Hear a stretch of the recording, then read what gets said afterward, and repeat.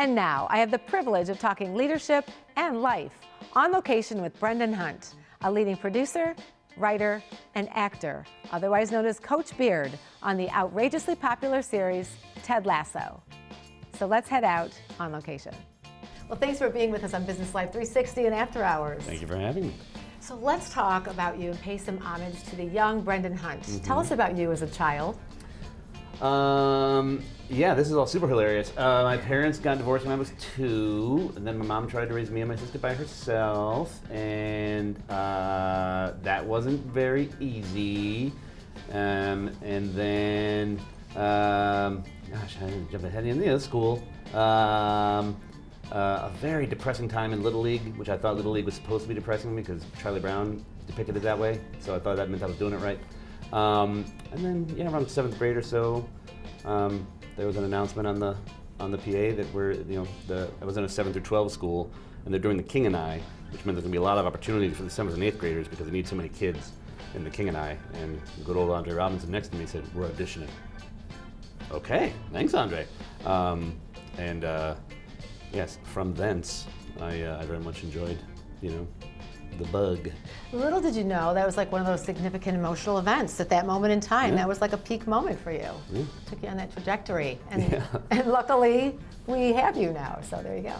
Yeah, despite being not particularly good in that show. I mean, school plays, I think we did 2 performances, and I'm supposed to sing Whistle a Happy Tune, and no one ever knows I'm afraid, but I whiffed on the lyrics, so it was very clear I was afraid. So the whole idea of the song was just completely blitzkrieged by me. But still, I thought maybe I'd get better later. Yeah, and you did. Look at you now. I hope so. So did you imagine a career in comedy? Like as you started going through sort of after high school, did you ever think, okay, this is definitely what I want to be doing, or not so much? Kinda. I mean, growing up in Chicago, you had the luxury of being very close to a lot of artistic institutions, and one of them is Second City. And I saw my first Second City show when I was in 8th grade, and it, seeing improv for the first time just, blew my lid. And then I saw really good Shakespeare at that time too, and so I just knew I always wanted to be performing. And but the thing about watching comedy shows is comedy shows tell you like, oh, you can write too. When you're watching a play, it's like the playwright is somehow separate from the equation in a way as the viewer. But when you're watching a sketch show, it's always very clear, like these people not only are saying this, but they wrote this, they made this. This didn't exist before. And it was never a conscious recognition of that, but it was definitely a molecular one, I guess. And then when you started writing and co-creating Ted Lasso, how did that process go? When you were sitting in the room, were you sitting there with Jason Sudeikis and you, or do you write together? Do you write separately and bring it together? How does that process flow? So it goes back to the original ad campaign in 2013, which was me and Jason and Joe Kelly. It's been the 3 of us on the show ever since. And we literally, all we had was a premise. And so we just sat around Jason's pool, and we're like, okay, well, this coach goes to England, and then what happens? Oh, this. And we didn't even write dialogue, we just kind of wrote down the ideas, and then we went out there and we just shot these scenarios off this sheet of paper, much to the chagrin of this highly paid, very professional British crew who do not do things off the cuff in that way, and they were all crapping themselves.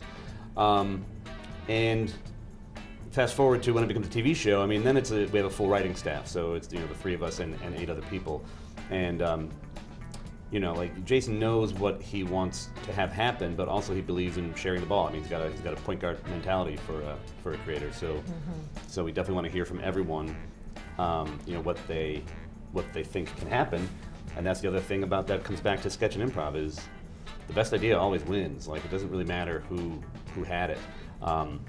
And so, yeah, we put a high premium on making sure everyone, speaks up and says their piece.